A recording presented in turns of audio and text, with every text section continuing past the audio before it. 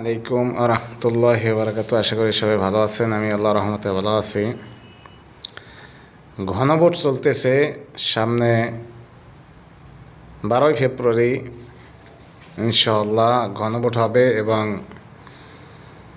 সরকার নির্বাচন হবে। তা আমরা সবাই ঘনভোটে অর্থাৎ হ্যাঁ ভোট দেব ইনশাআল্লাহ। সকল দেশ এবং প্রবাসী সকল ভাই বোনদের রিকোয়েস্ট থাকবো যে সবাই হ্যাঁ ভোট দেবেন। হ্যাঁ এবং না দুইটা অপশন থাকবে, সেখানে হলে হ্যাঁ ভোট দিতে হবে। যদি হ্যাঁ ভোট দেন তাহলে আপনি বাংলাদেশের পক্ষে আছেন, আর যদি না ভোট দেন তাহলে আপনি ভারতের পক্ষে।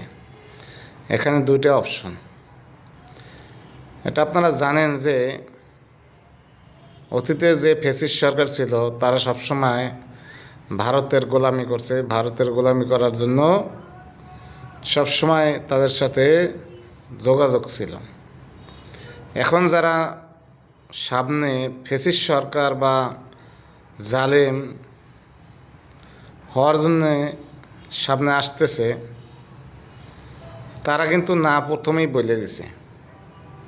তো এই জন্য দেশের স্বার্থে, দেশের জনগণের স্বার্থে, দেশের আইন মনে করেন বিচার আচারের স্বার্থে জানি সেই এক তন্ত্র, এক ফ্যামিলি তন্ত্র আর না হয়, এই জন্যই হ্যাঁ ভোট দিতে হবে।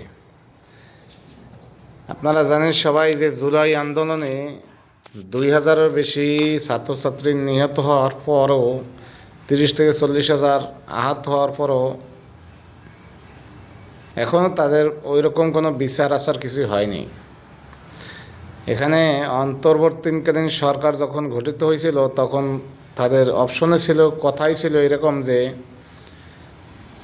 এই জুলাই আন্দোলনে যারা শহীদ হয়েছে, এই যারা আহত হয়েছে তাদের পুনর্বাসন এবং এই যে জালেমের বিরুদ্ধে বিচার কঠোর বিচার করার জন্য। কিন্তু বিচারে এখনও পর্যন্ত এরকম কিছু হয় নাই। সংস্কার, নির্বাচন, এরকম 3টে অপশন দেওয়া ছিল, কিন্তু আজ পর্যন্ত এরকম কিছু বিচার আচার হয় নাই। শুধু নির্বাচনের দিকে আগানো হইতেছে।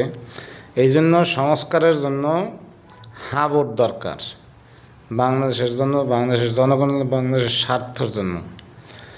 অবশ্যই সবাই হ্যাঁ ভোট দেবেন। কমেন্টে জানাবেন। দেশ এবং প্রবাসী সকলে সবাই হ্যাঁ ভোট দেবেন। আর যারা না ভোট দেবেন তারা ভারতের পক্ষে, যারা হ্যাঁ ভোট দেবেন তারা বাংলাদেশের পক্ষে। এখানে আপনারা দেখলাম যে কিছু বড় বড় মাতা, তারা দেখলাম যে তারা না ভোট দেব, অর্থাৎ তারা এটা বুঝাইতে চাইতেছে যে হ্যাঁ ভোট দিলে এটা পাকিস্তান, না ভোট দিলে এটা বাংলাদেশ। তারা এরকম মিথ্যা একটা প্রচার চালাইতেছে।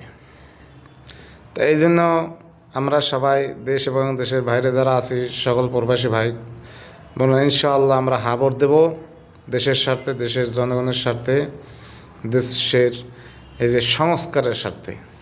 ইনশাআল্লাহ সবাই আমরা হ্যাঁ ভোট দেব ইনশাআল্লাহ।